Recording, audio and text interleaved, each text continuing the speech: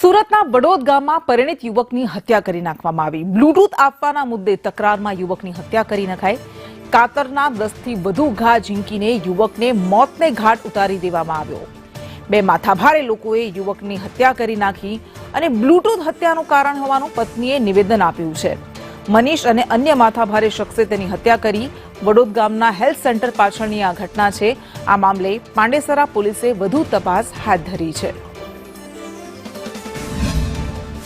वो एक लड़का था ना मनीष और वाटला ये सब मिल के ना वो इनका मेरे हस्बैंड का ब्लूटूथ ले लिए थे।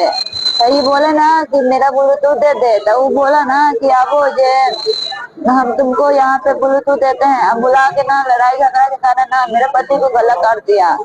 गला किसने का?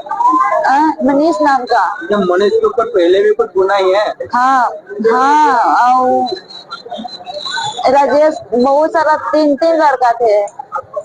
कुछ पहले गुनेगार है इन लोग? हाँ हाँ, 3-4 ठो के मर्डर भी